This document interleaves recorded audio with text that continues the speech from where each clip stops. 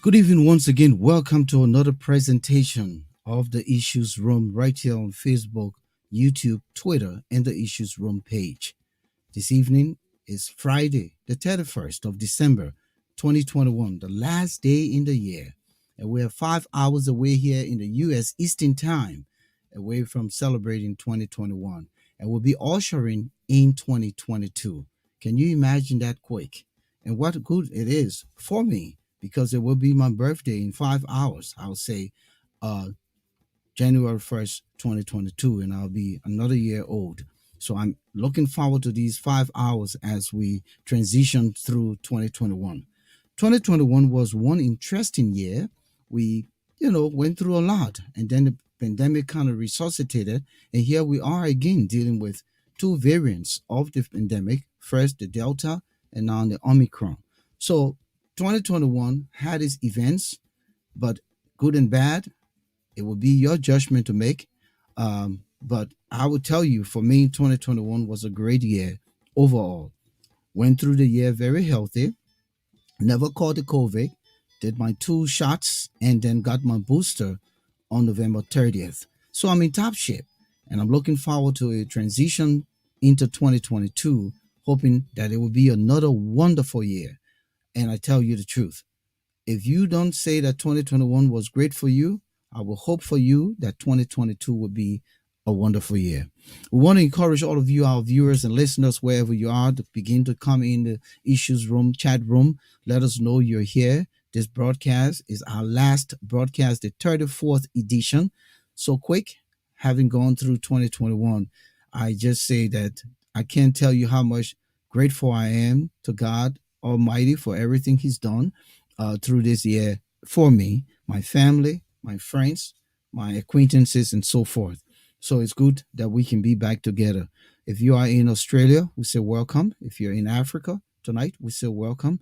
If you're in Asia, we say welcome. In Europe, here on the continent of America, and in South America, we say welcome. This broadcast is worldwide, and there's no if and and about it. If even you're on the moon and you're able to pick up signal from there, you will be with us in the issues room. Darlene Bush, thank you so much for joining us. I say good evening. Welcome to the issues room for the first time. You're making yourself available, and it's a wonderful experience to have you here. And thank you for the birthday wish. I will hope that many others will come on tonight. We have a very important discussion here tonight. It's political, but it's also human interest. So we'll hope that a lot of you will join us here tonight. Moses Sandy is still getting himself set up back in Delaware, Newcastle, from the Newcastle studios. And once rather I pick up signal from that end, I will be ushering him into our main studio here in Philadelphia. But in the meantime, I want to welcome all of you. I say happy pre-New Year, because we again have about 4 hours and 53 minutes away from 2022. But just before we continue, I'd like to quickly have a moment of silence for an influential man of my life, particularly in the area of broadcast journalism. The late, we call him Pop Alfred Dempster. Pop Dempster was, I would consider, the pillar of broadcast engineering many years in Liberia, and including my time when I joined broadcasting in the just around the beginning of the Civil War in Liberia. So we're talking a little over 30 years ago when I was a very, very young man, just crossed from teenager to a young man when I entered communications. And Bob Dempster was our engineer, a great man. He was just an extraordinary, quiet man who did not, overlook anything. He was very concerned about the well-being of young people, young broadcasters. He did extremely well to groom us to understand the importance of the transmitter and the tower and what was happening. Unfortunately, Pop Alfred Dempster died yesterday here in the city of Philadelphia and was transitioned on today, where they had his burial, apparently because of his religious faith. Again, on behalf of all broadcasters, all journalists who were able to work with Pop Dempster, and that includes the guys from ERBC, LCN, and the whole 9 yards. This man was influential when it comes to broadcast engineering. So again, we say to his family, we're very sorry in the Liberian parlance. We say Nomaya for the loss of Bob Dempster, but he lived his life. He made an impact for many of us who are continuing to practice the art of journalism. And I don't know if Moses Sandy had the opportunity to work with Pop Dempster. Moses, did you ever work with Pop Dempster? Uh, I am not too sure about that, Okay. but All right. I would like to join you and the rest of the colleagues in expressing condolences to his family for the loss suffered. All right, thank you. Moses, we're back in the issues room. Last broadcast, as I said, man, listen, we are about 4 hours and 50 minutes away from the new year. We Yeah, have a very important guest here tonight. We'll be ushering very shortly, Dr. Daniel E. Cassell. He is the standard bearer of the People's Liberation Party. In fact, he was here, I believe, on our fourth edition. yeah. But this time, I think since then, a lot has happened. And he wanted to come back to talk because listen, the importance of politics is to engage the people, and especially when you are a visionary who has um, who has a lot to offer the people. It is very critical that you continue to engage them, you continue to talk to the people, and I think he found it expedient at this time to come back in the issues room uh, to make his case. We are happy to have Dr. Cassell back in the issues room. This is where we talk about the issues that make the news of the day. And as we wrote 2021 into oblivion, I'm happy to be back here with you, Volcano, and our many viewers and listeners across the world. And I like when you use the word oblivion, but I'm too afraid to use the word oblivion because I don't think 2021 can be forgotten. Okay, so You so know, so it's a part of yeah, our that would be for existence. the historians now. Now we're looking forward to 2022. We're ready Yeah, to but get, again, Moses, to kick it. 2021 is a part of our existence. So I hate to like throw it into oblivion because I will have to Yeah, we don't rekindle some want of to the forget good about it, times. right? Huh? Say that again, Uh-huh. Moses. Can you hear me? I didn't hear you say that again. No, I say I would love to rekindle some of the good times of 2021, so I'm not going to throw it into oblivion. But listen, Uh, let's go into trending issues in the news uh, and quickly do that before we bring in Dr. I, Cassell. I didn't hear that, Volcano. Unfortunately, I don't know what is happening with my audio again. Oh, You want to say God. that again? I didn't hear you, please. But can you hear me now? Are you Uh, hearing me? uh, in and out. Tonight Well, is crazy, I am but it's stable. gonna be okay. Um, you want to take me out and bring me back later? I Let me am make some stable, adjustment Moses. here. Can you please? Okay. I Uh, mean, okay. can you Uh, hear me now? Is it yes, good? I did. Okay, I heard you. Yeah, go All ahead. right. Just leave the gadgets alone and stop making a mess with them. Because for every time you touch it, something happens. Yes, and Don't happens. don't don't end the old year like this. You're looking forward Yeah, to the man. new year. All right. All Man, right. look. But I was saying Like, just before we bring Dr. Daniel Cassell in, let's quickly talk about trending issues in the news. yeah. We would like to begin on I think the we have only current. two items, right? We have like three Two items. items. So you were called one presentation. I would do another one on the COVID and the situation at the NEC. All right. So then Can let me we just quickly talk about the one at the at the airport Rivals yesterday. International So for Airport? those Yeah. of you who have not followed the news, some of the contractor workers at the Rabas International Airport went on a go slow. I wouldn't call it a full blown strike, but it went on a go slow. And what they did was some of the guys went under the aircraft tire. I believe the airlines is Africa World Airlines or something. And they went under the tire and swore that the airline was not leaving after the passengers had boarded the plane, and it created a standstill. So I believe signal reached the government, and State Minister Nathaniel McGill went by the airport to meet with the aggrieved contractors. According to them, their salaries were not paid for 2 months, and they were anticipating being laid out or laid off rather by the airport because they have subcontracted their part of the work that they do, three of the different components, ground handling and you know managing the planes when they come and baggage and all of that to a Kuwaitian company from Kuwait by the title NAS. But with everything happening, Doctor, rather not Doctor, but State Minister Minister. McGill said that the contract will not take effect until the workers' grievances were met, and that was how they quickly resolved the matter, and things went back to normal. But the connotation of that, it tells you that Liberia continues to go through different kinds of issues, and the scary thing is when it now gets to the airline, the only one conduit by which thousands and thousands, if not millions of people enter Liberia, that is critical. So I will hope that the government will wake up, the Roberts International Airport Authority will wake up and address this issue as quick as possible so that it never happens again, because the the image that it creates holding a plane hostage is dangerous for the image of Liberia and for the Roberts International Airport. Mhm. Moses.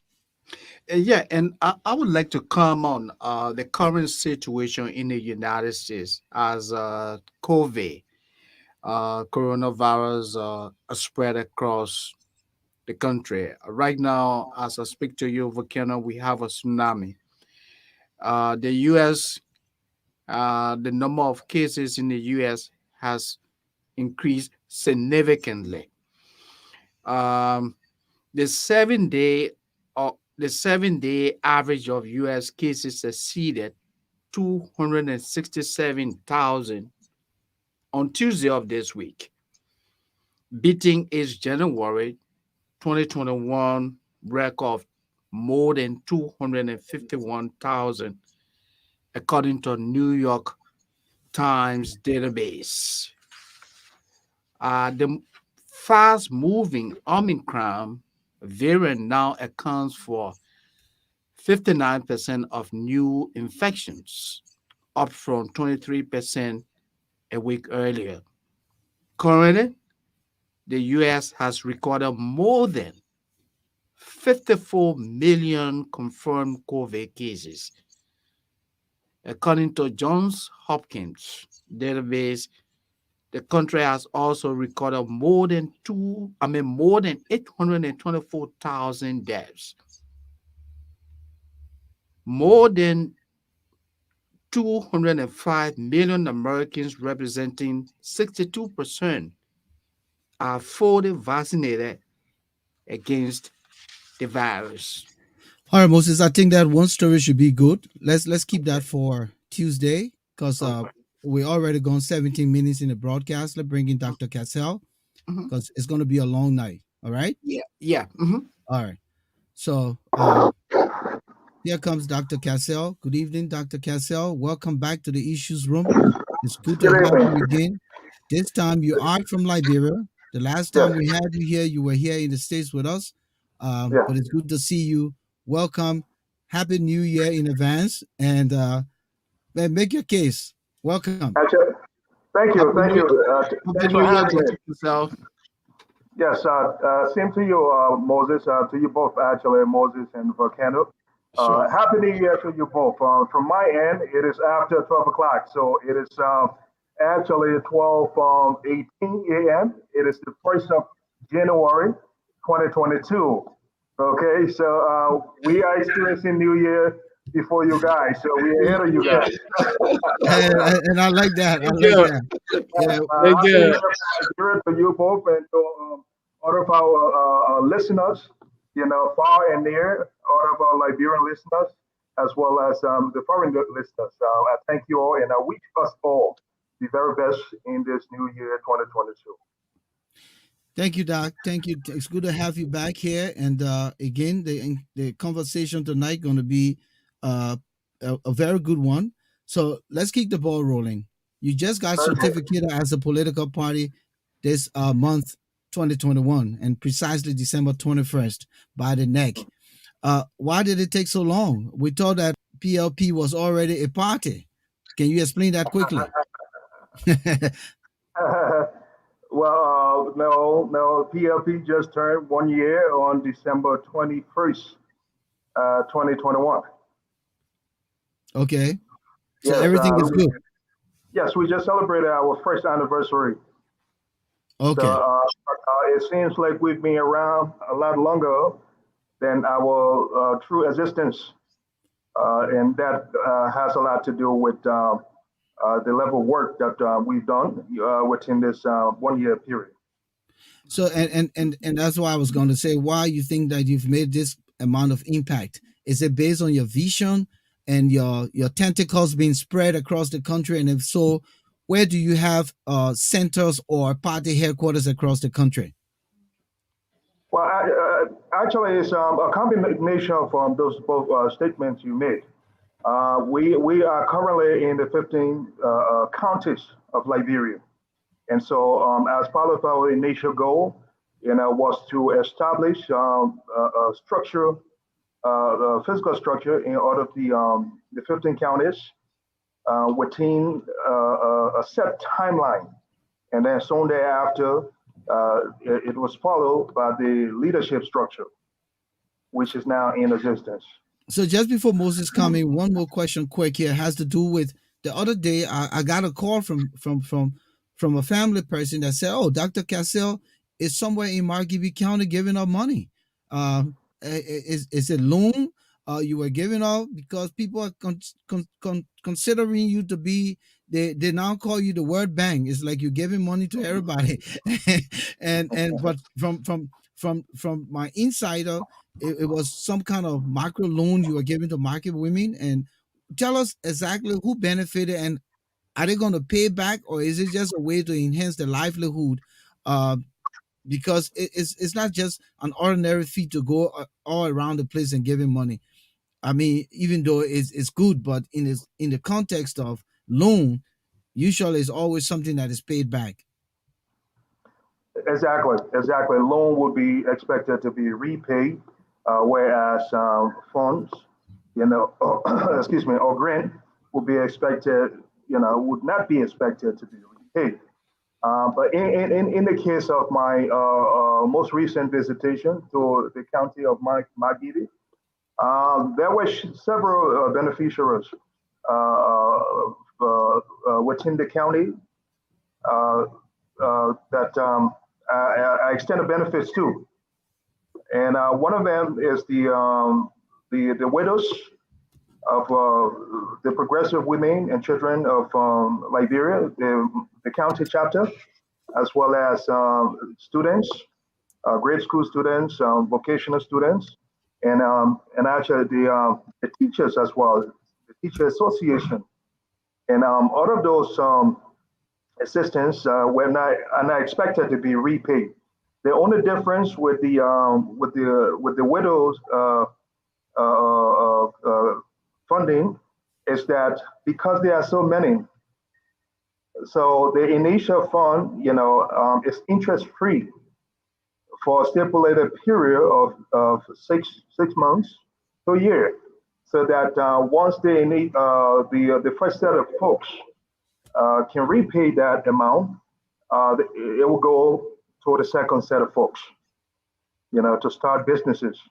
So that is the term of the business loan that's associated with the women of my giving. But the scholarship is or the financial aid rather, that is free, as well as the contribution to teachers within that county.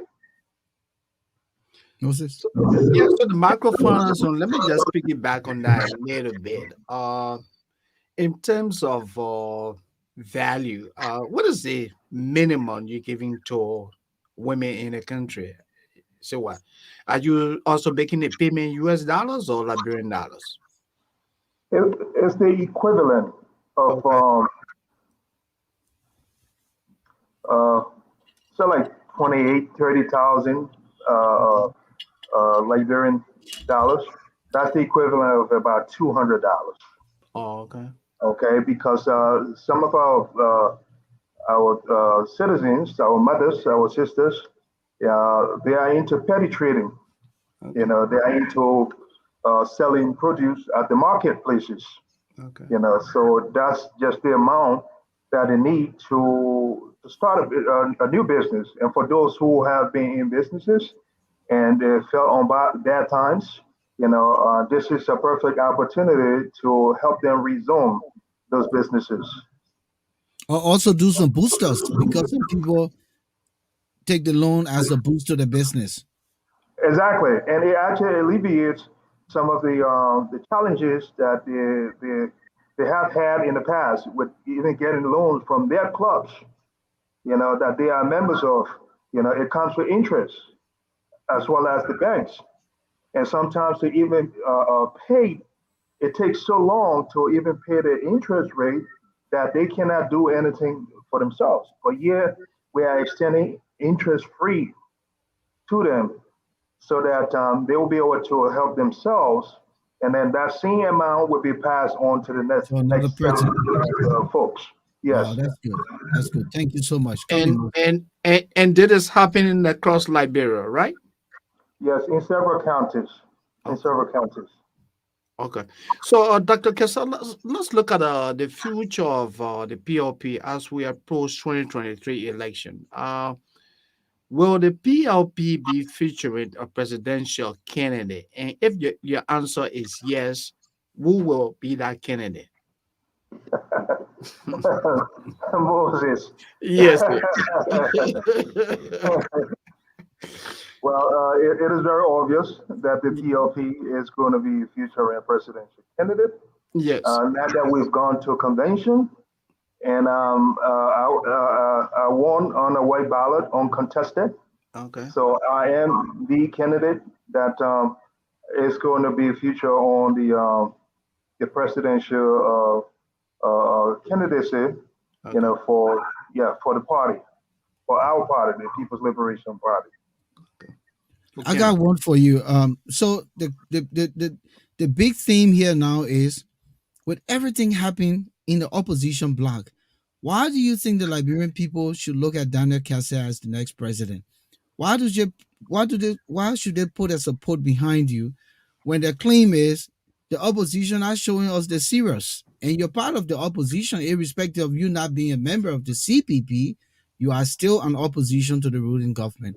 Why should the people put their weight behind you? This is your promo, this is your commercial to make your case. Well, Volcano, that is an excellent question. I must commend you for that. To answer that question, uh, opportunities present itself in life, so that it could be used as teaching moment, so that it could be utilized for one to rise up for the occasion. And so we've seen waves of conflicts within the CPP over several months, and we've also seen the inability to maturely and adequately resolve those conflicts. As a result, the relationship, has fallen apart. And so that is very telling to us humans, to us leaders, and to the general public that if a person cannot put their house in order, how do you expect them to govern the public? So that's the pivoting question that's being asked in the minds of many. So, what I can say in terms of the People's Liberation Party, we have had our share of misunderstanding because when different personalities come together to work in any organization, there are going to be conflicts at times. But how conflicts are handled and how they are resolved, can determine, how the organization or the institution proceed. Either it can enhance the operations, or it can cause a disfragmentation of it. And in our case, I've made decisive decisions, at critical junctions within our young institution. And that has spoken volume in terms of where we are now and where we are going. So that's a clear indication that I bring corporate politics to the body of politics of within our country, Liberia. And so I'm able to make wise decisions, that is very, very critical in terms of putting our institution on the right trajectory. And so I've demonstrated that, and I'll continue to demonstrate that.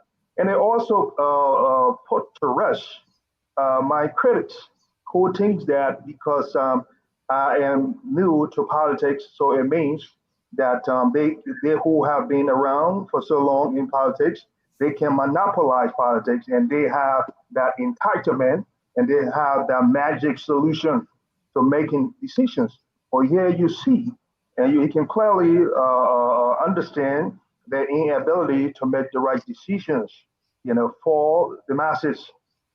So the evidence is very clear. So, quick question before Moses coming on this segment, because we're talking about the whole CPP and what is happening and how you make your case as an independent candidate. Do you intend to join the CPP at any point, or do you intend to align with anyone? Because I'll tell you honestly, do you think that any independent or one political party can unseat George Weah come 2023, or it has to be a conglomeration? I mean, Let me start. you studied the system so for a year Mhm, now. mhm. Yeah. Well, let me start by answering the very first question. If I have an intention of joining the CPP, there is no CPP as far as we are all concerned. Correct? Wow. Is there a CPP? The last time I thought there was one. I think as far as we are concerned now, Mr. Cassell, there's something called CPP that is in existence. Except you want to tell us that you are And taking CPP That's to the something grave. different. theory, Yeah. from my understanding, in terms of theory, but in terms of existence or practicality, there is no CPP because Yeah. UP back off, and then ALP, right, Okay. also just backed off. So who are they left with? LP and ANC? Yeah. Where is that going to go? Okay. So the very fabric on which the CPP was established has been fragmented in disarray. Yeah. Okay. So, and I said this before, I don't know if it was on your show or on Spoon TV, that I do not work in an environment that is highly disorganized. There's no structure and there's no discipline because that's the background I come from. And that's what I bring from corporate politics to the body of politics. So I cannot align myself with an organization that is deeply, in a form of disarray. So it doesn't speak about the level of professionalism, uh, the level of good governance, and the level of being able to problem solve, which is what our country truly needs. So there is no CPP. So I do not even I wouldn't even consider the idea of joining the CPP, even if there was, because as a leader, and as a political party that is being established as an institution, we are leading by example. So it's others that's going to join us and not us joining others as And though you we said that before. are. You said that Yes, before on this show. yes, So exactly. And then, your latter question, what do I think about the a idea? single political party unseating George Weah, rather than Well, come together. correct, versus coming together. Well, God has defined the same. Yes, it is true that no one party has unseated any ruling party in a history, right? As opposition. But that doesn't mean it would never happen. Oh yeah. While the things that I consider impossible to men is possible to God, as He operates, on the minds and hearts of people. I also welcome the idea of merger or collaboration. And I've said this oftentimes, at various media institutions. Why do I embrace that? It is good for nation building. I do not, for me, I'm about unity. And that's the way to start from being an opposition and being able to work with both the opposition as well as the ruling party. As long as it has to do with what's in the best interest of our people and our country. So, but there are terms that needs to be met in order to form a good marriage in terms of collaboration or merger. Without which you have these kind of situations that are considered despicable and laughable to the public when it comes to a group of folks who wants to lead. Okay. So, Mr. Kessa, if I can just follow up quickly, um, do you think the PLP as a political party, do you think you have the strength to unseat Mr. Weir? Or will have the strength by 2023. I mean, come 2023, Yeah. do you think the PLP can do that? How do you quantify the term strength? Because that's a relative term. Yeah. The CDC and within Rio yet, and the CDC controls the nation's pulse. Mhm. The CDC is well grounded, and you know how African politics goes. Unseating an incumbent, that comes with significant challenge. Can the PUP pull PLP. this up? PLP. Do you have the capability? This is what I'm talking about. The PLP. Mhm. Can the PUP unseat Mr. Weir? Certainly, as evidence by Hmm. what the PLP has done Okay. from its inception up to the present time, which is only going to continue at a greater magnitude.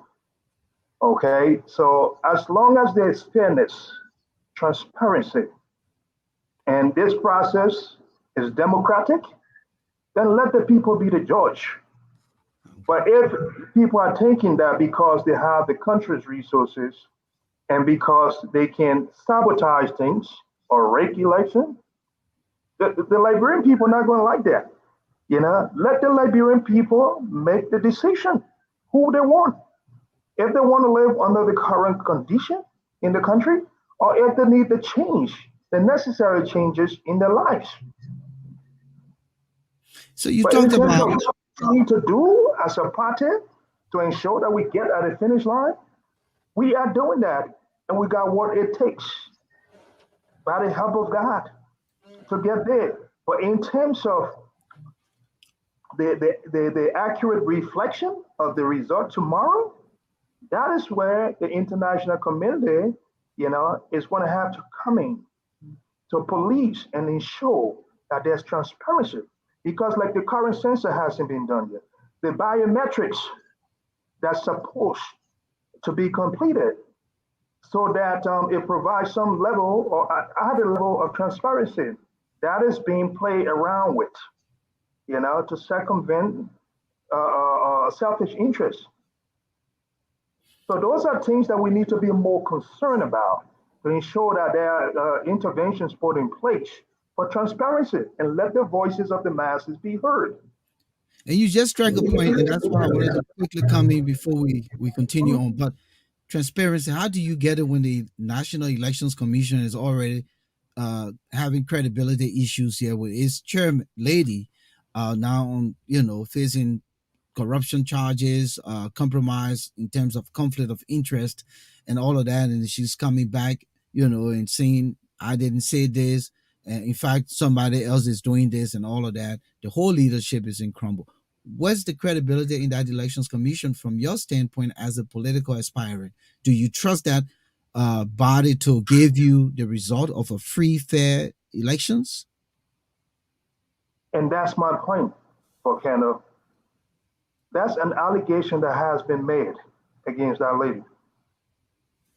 How about we assess or examine her character What kind of person is she?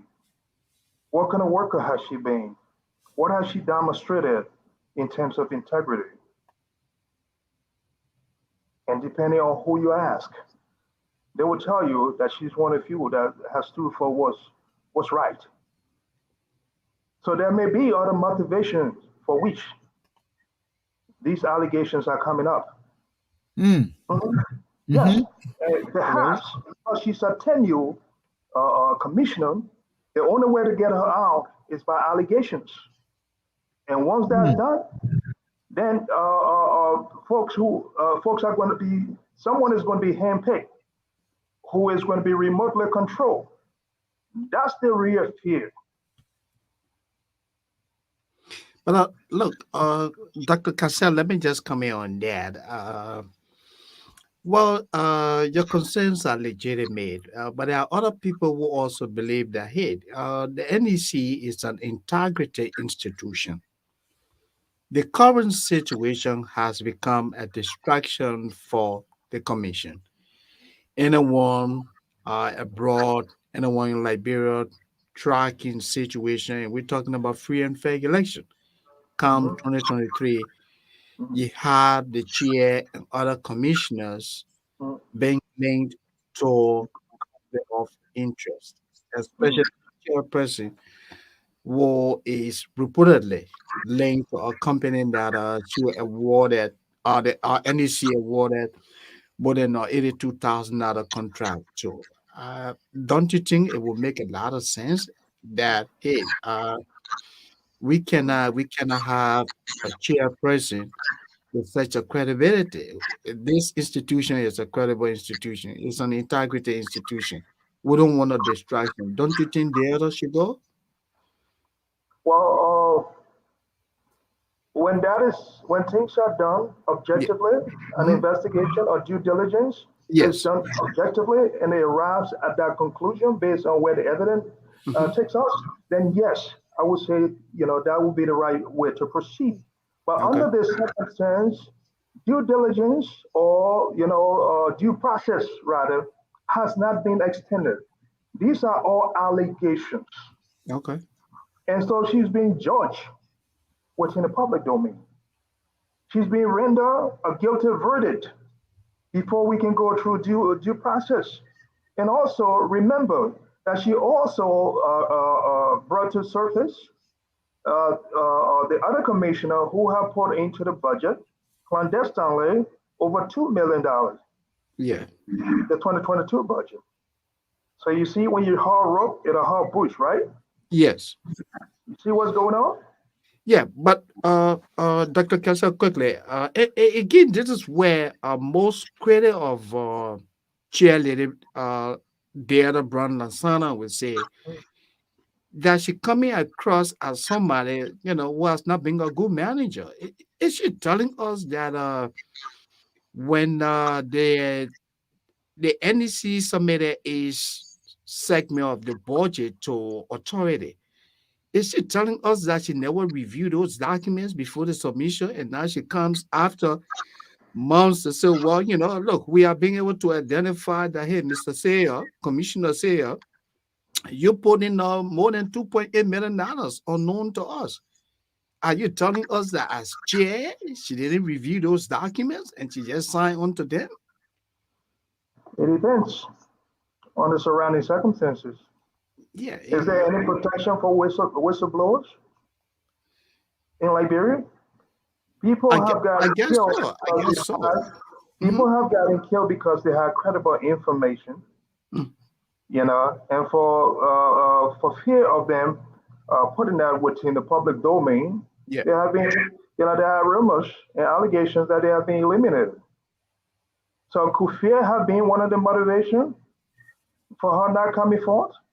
I don't think she just stumbled upon that information now, but But fear then may why have. was she holding on to it? Why was she holding on to the information? That's exactly what I'm saying. Fear may have been the reason. Okay? Mhm. Remember before the by-election results came out, before they were announced, at one point they said she was also in hiding. Why was she also in hiding? Because of fear of releasing the information, the accurate information, and how and some of the reactions that she was going to get. People, we have to think, and we have to think smartly. We can't allow or continue to allow people to sell us their story, and we consume it. Dr. Cassell, before we go to the helicopter issue, quickly, I wanted to ask you, what do you think is the way forward now to begin to work together, meaning the opposition political parties, with everything that is happening? You and I know, and we've said it interestingly that while it is true that you mentioned God, everything is possible with Him. But in the same token, the Liberian people don't seem to really listen to God. Let me speak in Liberian way. They don't listen to God. God will be telling them what it's supposed to do. They take it and go do different things. So y'all need to come together if you guys going to really work together. There's a new political aspirant on the scene, Tiawan Gonglo. I don't know how much you know of him and whether you had any interaction with him. You still have Omen Boakai. You have Alexander Cummings. Those two plus now, what's his name, Mr. Gonglo, they are all wanting this presidency. What's his name? Benona USA, he doesn't. Need it. Yeah, he's not concerned about it. And Yumbli Kanga says she's not concerned. So have you gotten with those guys and said, gentlemen, let's come together, let's talk. Outside of this CPP thing, what are we doing if we really mean business? Well, that's an excellent suggestion to have thrown out in this discussion. Well, with the CPP, former Vice President Boakai and uh, presidential candidate Alexander Cummings, they have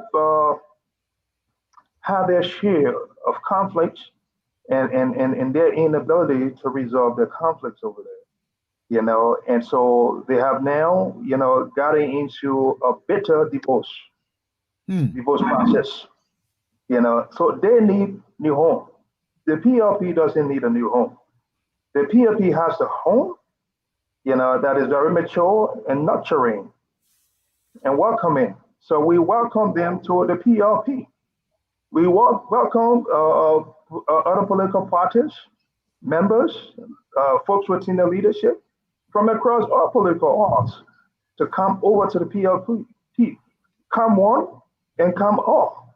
Okay, I said this to other than, including the latest presidential candidate who has just declared his intention. I also welcome him. So because the PLP did it, yes, we have been around a year now as a political party, but in terms of leadership, in terms of running organizations, in terms of management, in terms of providing the level of leadership, that translates into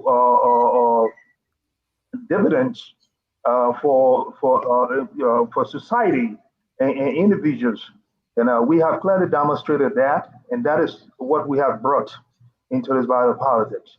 So we are a mature set of individuals within our party, despite the party being young, but it is those who really run the party that really matters. That's going to determine how far things are going to go and what is going to get done, accomplished under their leadership. So we welcome every one of them to come on board to the PLP, where they're going to feel at home, where they're going to feel value. And under my leadership, the things that has happened at the CPP, it's not going to happen here because not only based on my professional expertise, but based on my experience and my level of maturity and my ability to analytically problem shoot and resolve issues, that those kind of issues will be resolved under my leadership. So there wouldn't be such a high level of disarray within our party. I don't see that happening now, and I don't foresee that happening in the future. Just before you come in, Moses, let's go to the intermission quick. Yeah. If you just join us, ladies and gentlemen, we say happy pre-New Year. It's coming up. because people tend to say Happy New Year now when the New Year hasn't reached yet. But for the people in Liberia, we say Happy New Year to you guys. If you just Yeah. join us, this is the Issues Room here. We're broadcasting from Philadelphia, USA. We're still hours away from the New Year. However, we're featuring Dr. Daniel E. Cassell. He is a political aspirant for the presidency of Liberia come 2023. And he is the head and vision bearer of the People's Liberation Party. We're featuring him here in the Issues Room for the second time. We're discussing all of the things that matters here, especially when it comes to his party and their vision for the Liberian people. If you just joining us, we say welcome, share the link. We want a lot of you to be invited here tonight. Even though if you can't make the broadcast, there will be repeats, so you can also come back. The issues room has come a long way in the last 2 quarters of the year, or probably the last quarter of the year and a half. In 2022, we're looking forward to more and bigger things for the issues room. We're broadcasting on Tuesdays and Fridays, 7 p.m. Eastern Standard Time and midnight. And once we transition into the time change in the next year, um, of course, our time would change because it's not constant. Again, we say encourage your family members, your friends to join us because in the issues room we bring the issues, especially those issues that are pertinent to the livelihood of our people, to the development and sustainability of our peace process in our country, and not just our country, but the African continent as a whole and Black diaspora. Moses, and before you say something quickly, Dr. Katz, I asked you that question because even President Weah, who is sitting now, did not win with the Congress for Democratic Change. He had to merge the NPP and get sustainable support from Prince Johnson. So we're talking three groups coming together to win Joe Biden. So it will require some kind of putting mics together. And I will hope that you guys can begin to discuss in the process if that has to happen. But again, you're very confident and you have the right to be confident. Moses? Yeah. So, Dr. Cassell, now let's look at the situation regarding your Bell, uh, your Bell 430 helicopter, which your foundation, Coin Associates, acquired a few months ago. There was this report out there that the helicopter was granted a permit, landing rights, after all of the Moses, requirements. quickly. Yeah, I'm hearing a little bit of echo. Dr. Cassell, is that from my end? do you have a monitor in your background or something? Because yes. No, no, Okay, then no. Moses is cool. Is that me? Yeah, it's kept coming in. Like All you right, all right, go okay. ahead. Do you hear me now? All right, Yes, I can hear you, but it's like the echo is coming back from something. Are you okay. using your studio mic? Yes, that's what I'm using. I All don't right, know. Okay, all right. but anyway, so Dr. Casas, I was saying a few months ago, your foundation, Queen Associates, acquired 430 helicopter for you. And having met all of the aviation requirements, the Liberia Civil Aviation Authority reportedly granted the helicopter a landing rights. But since then, this helicopter is yet to be given the opportunity to land in Liberia. Can you really tell us what is happening and why, in fact, the permit was revoked? Well, Moses, yes, that is that's the situation that I'm going through at the current time with the denial of my helicopter, the violation of my constitutional right to own and to uh, fly into Liberia, a helicopter that was purchased legally. And as you correctly stated, we applied and met all of the requirements uh, upon which a landing permit was issued. Because remember, this is, let me bring you up to speed, that Pointer and Associate is also a foreign domestic company in South Africa. And the Bell helicopter that you're talking about, was purchased in South Africa from National Airways Corporation. And so it is registered with the South African Civil Aviation Authority. So all that is required is a landing permit to come to Liberia and to leave at specific times.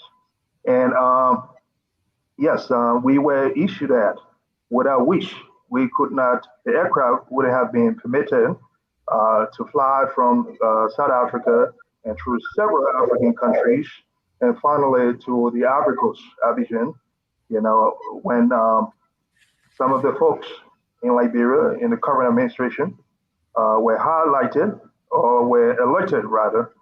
And so out of fear, that this helicopter was going to give me some kind of edge, out of apprehension and insecurity, it was boarded just before it could take off from the Abidjan to Rabat International Airport. And so they cannot, up to the current time, they cannot provide any justification for doing that. And as they go along the way, they are making up stories, but behind closed door, they are swearing that under no circumstance are they going to allow this helicopter, my helicopter, to come into the country because that's going to give me a significant advantage in terms of navigating the airspace and getting quickly to several counties rather within a short period of time. And one of the allegations, one of the justifications that they have manufactured, they said, I bought this aircraft that's out there, that people are circulating. I bought this aircraft from the Bell Manufacturing Company, and Bell Manufacturing, some people that are tied to Bell Manufacturing Company, are associated with terrorism. It's a Mm. Bell helicopter. That's the model, just like you have Boeing. I did not go to Bell to buy. This is a used, helicopter. I bought it from National Airways Corporation. It has had a previous owner. So how do I know anything about Bell Manufacturing Company, let alone someone else? I took along several of the leadership from the People's Liberation Party, and we traveled to South Africa. We met the the management of National NSC, National Airways Corporation. We struck a deal, and money was transferred thereafter upon my return. So and that's the kind of lies they have fabricated and sold to the national security apparatus to make it justifying to the international community, including Uncle Sam, as to why they wouldn't allow their helicopter to come into the country. But they are So going to get where's the exposed. helicopter now? They are in the process of getting exposed because the truth is much stronger than lies. It has a way of surfacing. Where's the helicopter now? And I'm sure you're paying money for it to be parked somewhere. Exactly. Each and every day. It's in a hangar in Accra, Ghana. But look, from Hmm. what I'm hearing, it seems to suggest that the claim being made by people in government, is laughable. Are you telling us that the Liberia Civil Aviation Authority, having reviewed the records and certify your company and certify that hey, this helicopter, should be given the opportunity to land in Liberia, and now they come back and come with all these allegations. Are they telling us that the Civil Aviation Authority, the people there are not doing the work as really required? What are you telling us here? What is happening with Liberia? That's precisely what they're making it to seem like. But his job is on the hook, and now he has to provide some justification for following the orders, of his boss. And which when is you the say his boss, who his boss is talking about? Are you talking about George Weah? of course, that's his boss. Okay. That's his boss. So he has to find it, when he's told that under no condition that the helicopters should enter this country. And how did they even get to that point, of getting as far a permit, a landing permit, and getting as far as the Ivory Coast, and that his job has been threatened, and perhaps more than that. So he has to manufacture something, and other things that are manufactured, you can see the lies between it. So I'm speaking, when I speak from experience, and I speak with hard evidence. So when you hear, fabrications and allegations about people, other people, you have to question it. And you have to look critically and objectively. So quickly, let me just say that the last time you were here, we talked about the state of affairs in the country, and a lot has changed since just in those last 3 months. Make it yeah, about 3 months, because when we met it was the end of October, or I believe the first week of the end of September or the first week of October. But so much has happened since then, and nothing seemed to be on a better trajectory when it comes to the state of affairs. What is your perception now at this point about where this country is and where it's going to be going in 2022? Because it's important 2023. for us to really have a clear vision as to where this country is going. Every day something comes up, and it's not positive stuff. Every day is something negative. Every day. Evident. It's very unfortunate, Volcano, that these things are happening under the watch of the current administration. And it seems like it doesn't matter to them because they are not doing anything to indicate to the public that they are aggressively responding to these things, and they're containing the situation. Instead, you will hear one situation today, and tomorrow you will hear another. So, there's just a multitude of and waves of situation occurring sequentially, which is very troubling.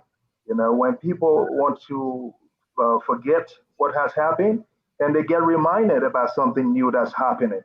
So how can they forget that? When you're trying to go through a grieving process, and you're trying to process the loss of something, or the trauma that you have experienced, and then you get re-traumatized, it just makes things worse. And that is what's happening. And when you speak the truth, and they say, "Oh, you're saying bad things about the government. You're saying bad things about." I want to say good things, but give me a reason to say good things. And for my critics within the current administration and others, if I'm doing something that's not good, please talk about it because I want to hear those things so that I'm able to look into them, objectively and see what changes I need to make. So it is good because critics are supposed to help sharpen us, as public servants, public figures.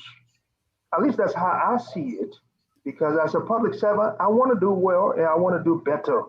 So I invite, yeah, I invite people to give objective feedback, and insightful feedback as well. Because that's, it is actually meant to foster growth and development. But it's up to the individual if they want to grow or learn, or if they want to get better, or they're just there for selfish reasons, which is very evident, by or indications at this point. And you're right, because the reason I ask this question, many of these things are unresolvable. They've not been resolved, and 2021 is about to close. So they're going to usher in, create more conundrums in the country, and then there will be newer issues that are still unresolvable. And where do we go as a country with all of these matters hanging and lingering in the legal system? You have gone to the legal system and have not gotten any redress as where we are. So what is happening? What is your party's position? How vocal are you on these matters? I am. I am very vocal, and something that I am too vocal, and that I should water it down. I should calm down a little bit, on the current administration. You can But be. I mean, yeah, that's what I've been told, But I don't engage in infantile behaviors, like cursing and making condescending statements. I'm very Just speak truth. speak truth. I'm very direct, in my delivery, or in stating what the issues are. And because the truth is very hard to swallow, or to deal with, so I guess, it causes a strong wave of catharsis, in these individuals who are perpetrating, these behaviors that are considered deviant behaviors in our society, and they are repeating this behavior, and there's no indication, or they are not giving us any sign that they are trying to do any better, because as we all have stated, these are things that are happening one after the other, so, I mean, we all are humans. We can make mistakes, or sometimes subconsciously we may project a behavior that we do not intend to project. But once it is brought to our attention, then it makes us more conscious of it, and we do better the next time. But that's not the case here. I thought iron is supposed to sharpen iron. We are public servants. We are leaders. We want to lead our people. You know, Forget about what I'm saying and look into it. If I'm saying something that's truthful, then take out the truth, and work on it so that you get better. You see, so that's kind of where we are now, and it's very disappointing to many, to see how things are. Now, let me ask you. Let me take you back quickly to your helicopter situation. This matter was taken to the Supreme Court. What did you get out of that? Well, the matter was taken to the Supreme Court based on all of the evidence that was provided to the Supreme Court. They order the Liberia Civil Aviation Authority to Mhm. let the helicopter come in, and that things were going to be the legal process was going to continue, and LCAA refused Are because they you, knew. Dr. Cassell, not to cut you, are you telling Liberians in the world that the Supreme Court gave a directive and the Liberia Aviation Authority refused to adhere to the directive from the Supreme Court? Precisely. That's why they were fined, and they were fined $500 for contempt of court. And then on top of that, things were overturned. So, in terms of rule of law in Liberia, Mhm. given your own experience, what is your impression? Where's Liberia in terms of rule of law? Well, there are some good judges within the judiciary system. I'm not going to generalize that all of them are, compromised. There are some who are compromised, some who are working directly for the president and who follow direct instructions. Yes, because for a judge, an associate judge in chambers, to review all evidence that were admissible in court, and to make a ruling on that, and to later change it, then what is he trying to tell us? That in the first place he made a mistake. Yeah. Then if that's the case, then it speaks to his incompetence. Mhm. And if he didn't make a mistake, then it tells you that certainly there was some external influence. Okay. And where else could I have come from? Thank you. Listen, if you just joining us, you're in the issues room. The lines are open now, 404-272-2808 to engage Dr. Cassell. We've covered a lot of grounds here tonight. We're discussing Liberia, its future, and what type of president is he going to be? That would be my next question. What type of president is Dr. Cassell going to be if you were to become president of Liberia in 2023? Sheldon, the same kind of president that, or the same kind of leader that I'm demonstrating now, or the leadership that I'm demonstrating now, that's the same kind of leadership that's going to extend into the presidency. A leader that is a public servant for the people. I have been working for our Liberian people for the last 6 years prior to coming into politics as a humanitarian. And that spirit of humanitarian is with me and will always remain with me. And so, it's not going to change. And I'm doing that, rendering all of these humanitarian services and interventions to our people who are destitute and in desperate needs of these services, with my own resources. So under my presidency, there is going to be equity distribution. The resources of our country is going to be felt, the impact is going to be felt by our citizens through the various social programs and services. Employment is going to go up because of incentives, business incentives that will encourage foreign businesses to come into the country.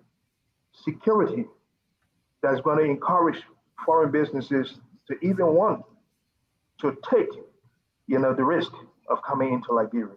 There has to be security, so that people, are not afraid of coming to Liberia to invest their hard-earned money, And then the educational system, there is going to be improvement of that particular institution.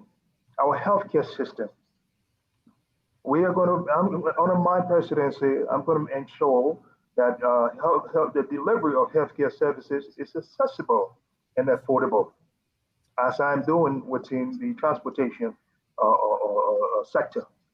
And definitely, the model that I have brought into transportation sector in Liberia, is going to be expanded nationwide. And it is that model that even the current administration has adopted in terms of the fee assessment, making it accessible.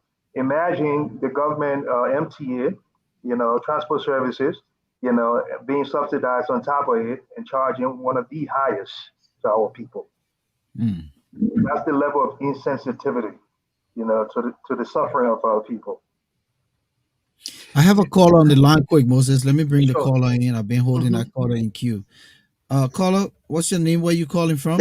It's me for Canada Riverside Pro. I'm calling from Wisconsin. How you doing? Oh, good to have Good, you in the house, Riverside. Moses Pro. Yeah, Always good to hear from you. Happy New Year. yeah, same to you. Hello, Dr. Cassell.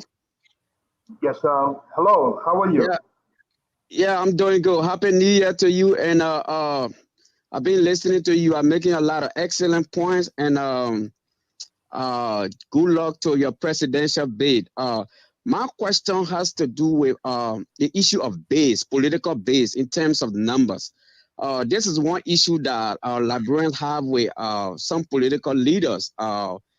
Even though they try to downplay it, but even here in the United States, we have red states and blue states. Do you have a base? How well connected are you to the grassroots Liberian, especially in your own county? Because I heard you here from Lofa. I'm not sure I'm not sure of that. How connected are you? Do you have a base to point to say, look, I have this base. This is my area, and this is my stronghold. That's my question. Thank you very much for having me. Yeah. All And, right. And and I want to add to his question, not mhm. just Liberia. What is your base here in the diaspora? Let's add that in. And the diaspora mean the diaspora outside of Liberia, because it's important. Mhm. Well, I would like to think that to begin by answering your latter question, because I hail from Pennsylvania, so I would like to think that Pennsylvania is my base. Because the first chapter of town hall meeting and the first formation, of a diaspora chapter, was done in Pennsylvania. So I would like to think that Pennsylvania is my base. The way I went to school, the way I live, most of my life within the United States. And then coming back to the question about where is considered my base in Liberia, you know, I like to generalize it before making more specific point. I would like to think that the entire country is my base because I come for all Liberian, you know, okay. But to be politically correct, my interest, my base is Lofa County because that's where I hail from. That's my roots. Okay, so and the county is catching on to Dr. Cassell. The county is catching on to the People's Liberation Party, and Bapalo is an extension of Lofa County. I would also like to think that Bapalo is another base of mine. And Margibi, where we have impacted the lives of so many people, where we have contributed to the development of that county immensely, through our various projects. The 650-acre farmland that we have there have developed that area, opened up several road to farm to market roads, build market building, bridges, and employ over 200 people, giving several scholarships and what have you, and these are things that continue consistently. So I would also like to think that my DB is my base, so and the survey speaks for itself, and in due season, that is going to be revealed. Quickly, before Moses coming, let me just give Thomas Awaji the opportunity as a stalwart of the issues room. He has a question here. He said, what will President Cassell cabinet look like? Is he going to recruit and vet qualified Liberians from the diaspora? What rather, we are tired of recycling the same old politician now. I don't think he meant just the diaspora. I mean, he meant from a cross section of Liberians, the Liberian community, both Liberia and here, because you still have some good qualified people in Liberia who have not Mhm. crossed over to the diaspora. Oh, I certainly believe that, and that's why I'm very open-minded, and that's why I speak and I have engagements with people from all different across different political aisles. That's a sign of maturity as well. And because I believe in unity, which is at the bedrock of nation building, so I am going to reach out to qualified Liberians across different various political parties, within Liberia as well as the diaspora. I see us all as one Liberian. I don't see us as different Liberian because the other person from this party, the other person not in Liberia, they're on the other side. I don't play that. I don't play tribes. I don't play religion, and all those things. I believe in unifying our country because we need to build our country. And in the absence of unification, I don't see that happening. Thank you. Moses? So, yeah, Dr. Cassell, tell our people in and out of Liberia today that are listening to you, what would be the dichotomy if you were to win the election 2023 as president? What would be the dichotomy between you and the CDC administration in terms of rule of law, fighting graft, and good governance? What are you going to do differently that Mr. Weir and his people are not doing now? Well, the rule of law is going to be number one. The law is going to be upheld in our country and under my watch. I mean, there isn't going to be vigilantes and people doing their own thing and jungle justice and all these kind of things. No, no. And like I said earlier, I believe in structure. I believe in discipline. And if I can ensure that under my watch, under my leadership, from my corporate background to the party that I'm the standard bearer of, do you think that I'm not going to carry that over into the presidency? Definitely. And leader sets the tone. The leader sets the tone. If on the first instance, I come out and denounce a despicable act, forcefully, and put into a place, all of the security apparatus to apprehend and prosecute. That's going to send a resounding message, and it's going to serve a deterrence. I cannot operate in chaos. And I don't believe as a government we need to operate in chaos, or as a country we need to operate in chaos. You cannot say you're in charge and everyone else is doing their own thing. So that's not going to happen. There's going to be security, there's going to be safety, and there's going to be accountable, under my leadership, under my presidency. And in terms of good governance, there's going to be accountability. There's going to be accountability. I don't see it any other way. I'm not going to be preoccupied with going back and trying to prosecute this person or prosecute that person. No. The first thing I want to do is to establish the system that is on the books, to make sure that it is implemented. The institutions that have been broken, to establish those institutions and to hold people accountable.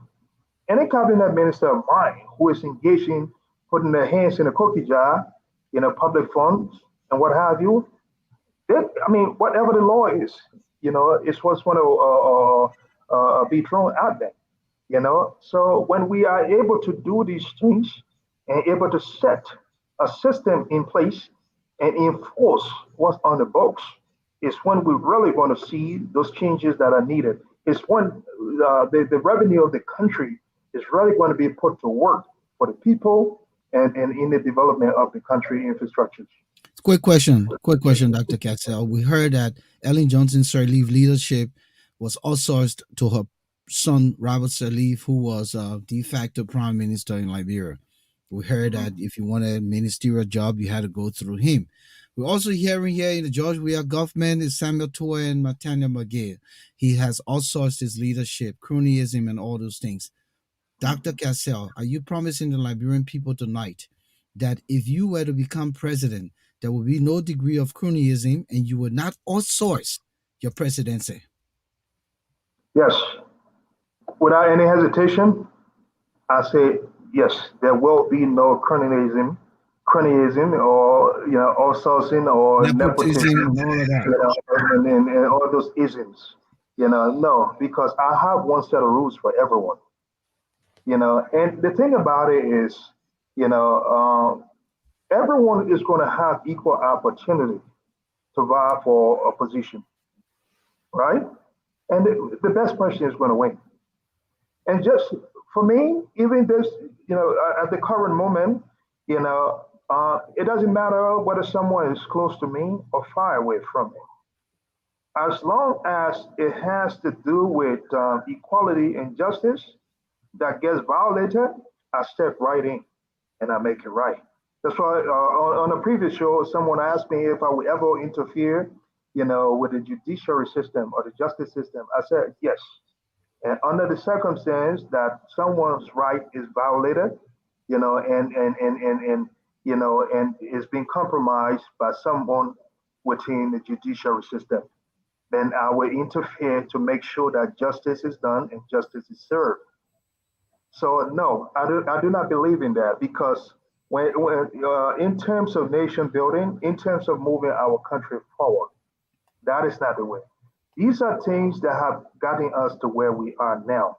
Because when you do that, the previous leaders and the current ones have done those things. And as a result, they do not have any spine to prosecute those folks that are in those positions. And we've seen it on our naked eyes. And I do not want to be in a position where I'm compromised and I can't say anything.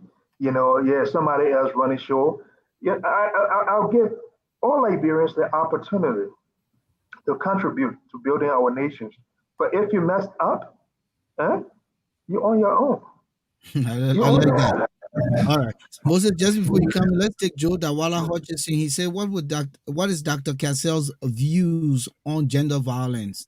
And we've seen this happening time immemorial. Matter of fact, our last show, with Yesende Martin we covered, gender violence, sexual exploitation, and all those things. How will you address that? How do you see that? Well, my position is very clear on that. I believe in gender equality. I stand against gender violence, you know, and I stand against violence in general. So for folks, for perpetrators who take upon themselves to prey on women, and think that they're going to get away with it, that's not going to happen because they're going to be prosecuted. And these are things that we see in the news that's happening across the country a lot, a lot. And women have to be protected. There have to be system in place to support them, to empower them, and to protect them. And so that's my position. That I am going to fight for them. I am going to support them, and I'm going to ensure that they are safe and they are protected. So let's talk a bit about corruption. I know you have spoken something about that at the level of the presidency. And let's look at Mr. Weah.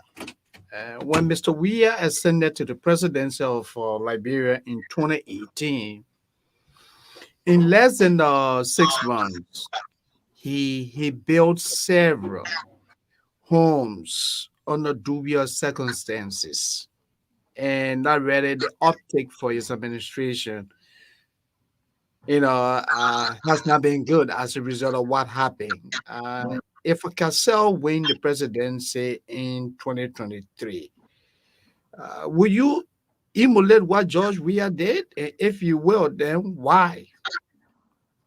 Mhm. Is that a behavior that's warm emulation? Oh well, I'm just saying. I'm just throwing a question. I want to know. Do you That's think not a behavior what George that's Weah warm did is not good? at all. Okay. I frown on that behavior. Okay. Because if a person says they have their own, and I say I have my own, and I bought a helicopter that cost over $2 million, right before the Yeah. presidency, Yeah. and I say I have my own. I built an estate that's worth over $1 million plus, and I say I have my own, and I buying all these real estate property in Liberia, and I'm developing a farm because agriculture, is at the top, of our political manifesto policies. You know, I say I have my own. I'm doing it now. In America, the real estates, the businesses. So the evidence is there, and I'm going to make sure that the home I'm going to live in tomorrow that I build it before election time. And I'm not going to get in power and then start building things, and then and for the people to think that and by me declaring my asset publicly, and for by people seeing what I'm already doing and the contribution I'm making, they will understand clearly that it is Dr. Cassell's own wealth that he has used. What I've used, what I've shared, what I've been a blessing to my fellow Liberian over the past years, it's a lot. It's a lot. I'm not going to say it here. It's a lot all across the country. But are these things that you saw in the other politicians, including the one you just mentioned? These are not things they were doing. They never did any of these things. All they did was because they operated like a pressure group. They just protested and protested and protested. But we are the new breed. I am the new breed of politicians. In this country, and I brought a paradigm shift. To the body of politics in this country. Dr. So Yeah. Castell, this is a very Okay. important question, Moses. Just Sure. before you Sure. Go continue, ahead. we had a Reverend Sandy who came and vied for the presidency, and he was throwing money, and Liberian people left him in a gutter. I'm sure you know the story. I've heard. Today, here's Dr. Cassell. They're calling you the World Bank. The Liberian people sometimes can be ungrateful for all the things you do for them. They're now calling you the World Bank. Having worked so hard for your own resources and you giving back to them, but they're clowning in the background and say, look at that one there. We're using, we enjoy his money. So I don't want you to focus on politics tonight alone. I'm going to bring you back to your venture. How are you involved? Because politics has a way of taking away everything from you and you just focus on it because your eye is on the prize. But how are you involved with your business that you started from scratch, your organization, your corporations and stuff like that, making sure that those things that making the money for you to be able to advance. Now, if you don't become president tomorrow, great. You've made your mark. Let's be honest here. You've demonstrated uh, magnanimity. You've given, you've shown benevolence to the people. You've given back to your country, in as much as your country didn't do much for you. You had to scramble outside of Liberia. Put it that way. How much are you keeping your businesses conformed, keeping a tab on them, rather than just focus on the presidency? I'm keeping a tab on my businesses, and I'm, ensuring that my businesses are operating as much as I can. But also too, there are different junctions in life. There are different goals that people set for themselves, in life, in terms of, what they want to accomplish. It doesn't mean that because you have formulated a new goal, in life, so it means that, every other goal, maybe, that you have set up, it means they're going to be put on the back burner. No, they are still going to be operational, because a lot of these businesses run themselves, but oversight, oversight is going to be provided. Well-trained people are going to be put in place, and that's how it's going to be managed. But it is no denying that politics requires a lot of time, investment as well as energy, and that's something I'm very aware of, and I have consciously chosen, to get into. And so yes, with the sycophancy in politics, that's how they have been used to practice politics in Liberia. Amongst the politicians and also some of the partisans, citizens have contributed to that. I've been told by names the new political ATM in town and what have you. And now because I'm closing in on the supply line. They say, "Oh, your money drying up now." You know, and so, but when you're giving it, it's a new political machine in town. So you learn along the way. Or the different behavior. When it comes to the body politics within our country. So no, and this fight is not for me and my family. It's for the Liberian people. I'm serving as a sacrificial lamb for them, unlike others who chose this path as a means to employment, because they were broke, and as a means of ensuring that they gain wealth, illicit or illegal wealth, or secure some retirement for themselves. So if it ends up other than what I expect, then the same God who inspired me to go down this path, it means He has something better for me. But one thing, I can rest assure you both and the general public is I would never beg for bread, because what I'm doing is not of my own doing, for the simple fact that I'm responding to the needs of the less fortunate in life, which is my biblical responsibility. I'm already blessed by doing that, by meeting the needs of our people, by wiping their tears, by intervening in the lives of the children who are out of school, the widows, the disabled community, the less fortunate. So my family is blessed by me being in obedience to the word of God. My generation is already blessed. So if tomorrow the Liberian people fairly say they don't want me, then let them make the choice. But I want them to make the. I want there to be transparency in that decision. I don't want it to be hijacked. In order for it to go that way. Let the people clearly state that. And if they clearly state that, then whatever the outcome is in the next administration, then they will have no choice but to deal with that because it will be their problem and not mine. Moses, can you read that question from Dako? That's a very important question. Yeah, Dr. Cassell, A. Darker wants to know if you win the presidency, will you prosecute corrupt officials of the outgoing regime? Well, I'll say this. Hmm. Before prosecuting, one has to go through due process. Hmm?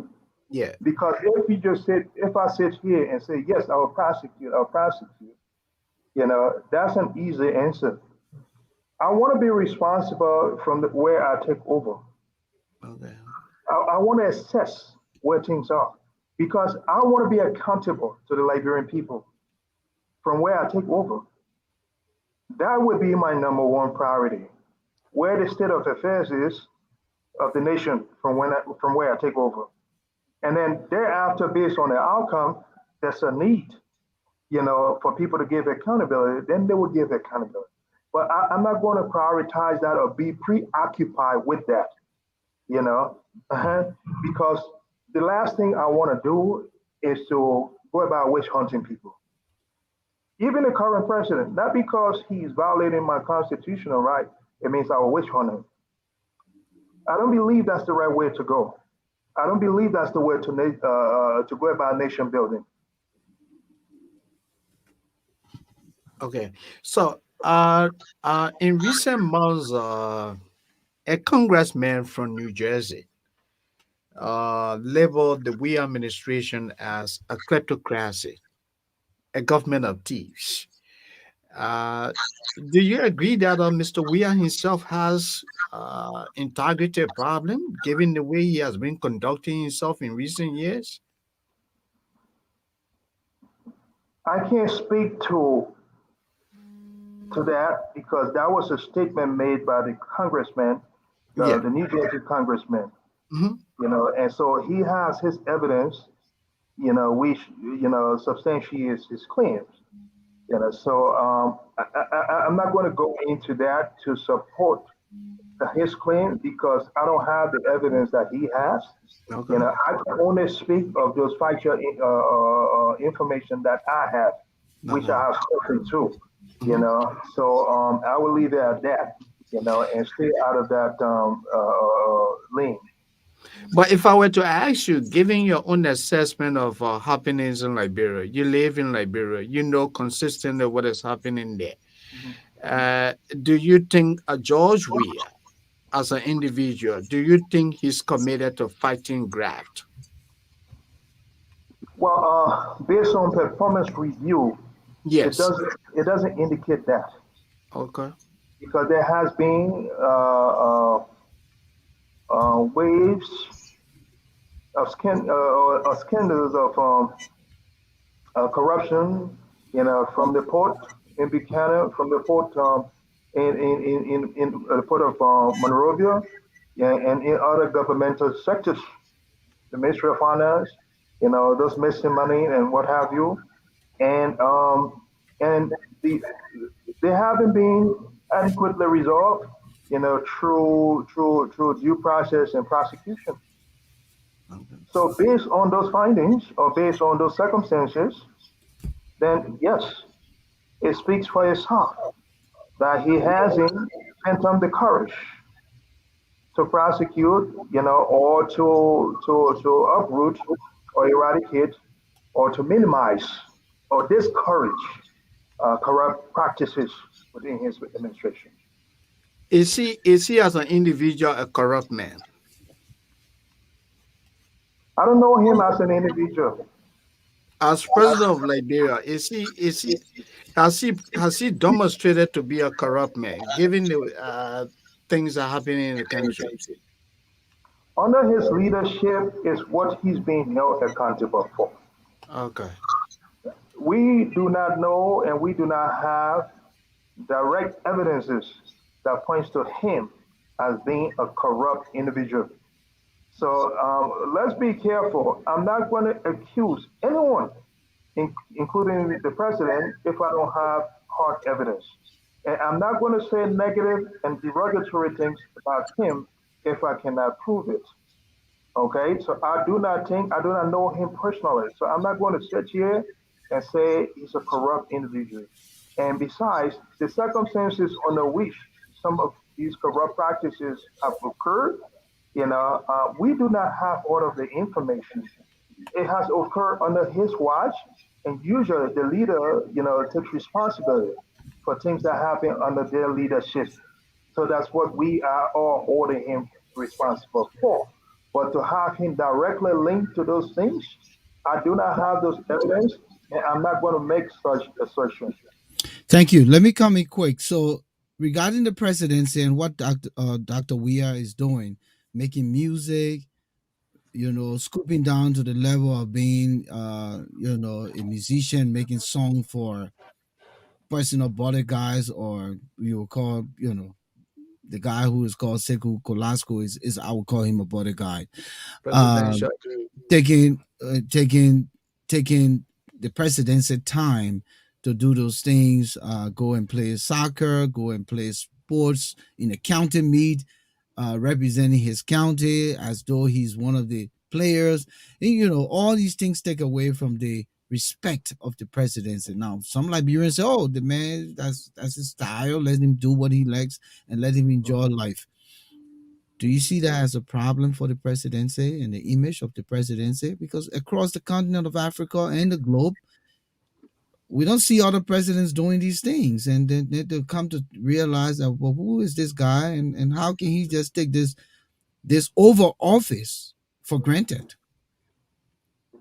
Yes, Volcano. The circumstance under which these things have happened, it is, it can be seen, as very, very unprecedented because of the simple fact that that we should, as leaders, we should put more time towards working for the public and less time in terms of recreational activities, in terms of personal pleasure.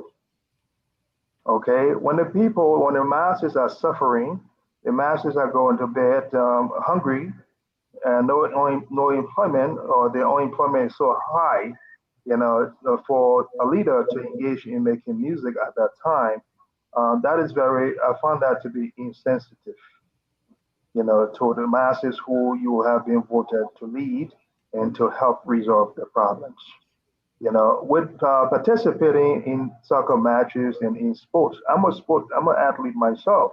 I love participating in sports. I've been a track athlete, bodybuilder, and I participated in All right, martial okay, arts. so slow down. We take the bodybuilder, not a track now. I know you can't even do 100 I meters. say I used to. I know. I'm just saying. I'm just kidding. Yeah. And of course, basketball as well. So yeah, and and what have you. But the pivoting point here is, or the determining point is when I believe in work before play.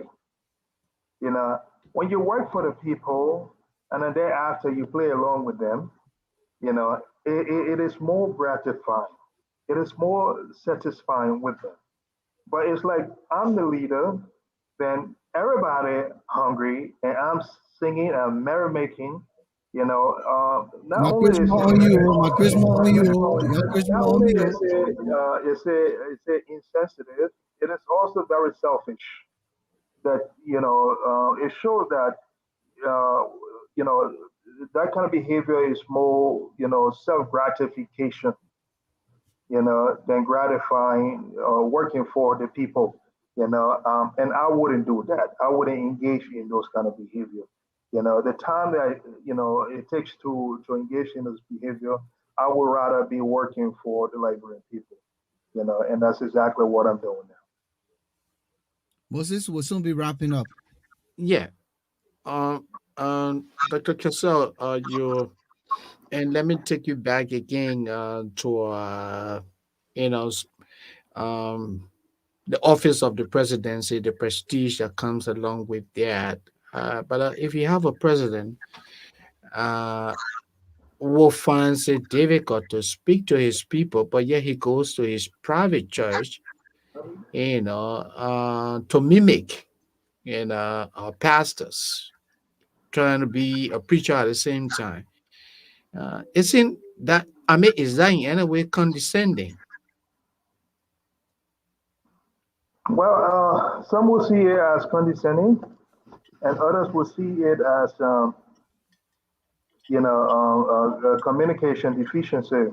Because if one has problems with another, there are ways to communicate, how you feel, and how someone is making you feel, and then before, getting to the stage of conflict resolution, but instead to take it on the pulpit, to castigate, others, I don't think that's not a behavior that I would engage in, Okay. because I feel that the pulpit, should be used to inspire, to give hope, to build lives, and to give messages, that people are going to reflect on to help them build their lives. When it comes to speaking about ills or disagreements, there are other appropriate forums that could be. Okay. Dr. Cassell, my final question to you because we're about to wrap up. I'll do this final one, and Moses does one more, and we call it a night because I don't want to ruin your new year. Is running into a little over 1.5 hours as we promised. But the Yeah. Liberian people when they want to hear from leaders, they don't worry about time. But this last question has to do with you as a person. What is it that Dr. Cancel would do differently if was given the opportunity as the president of Liberia come 2023 that no other president, because right now we're hearing that George Weah is the best president ever since 1847. I don't know how to measure that, but that's what his supporters are saying. Are you going to pass his mark? What is it that you're going to do different and for the Liberian people? Make your case tonight. Well, there are lots of people who are saying that Dr. Cassell and the PLP is the only one that's buttressing the government's effort. So we are doing that as an opposition. I'm doing that as a private citizen. So that is a clear indication, and that can be used as an indicator to predict future behavior. That And you're definitely speaking has as a a psychologist. well, that all comes into play. You know, Yeah. so yes, yeah, under my leadership, things that we are currently doing in terms of social programs to our citizens, in terms of development, of our roads and infrastructures, in terms of employment, in terms of our funding of healthcare medical services for our citizens, and in terms of education. These are all things that are going to improve. For me, it is about legacy.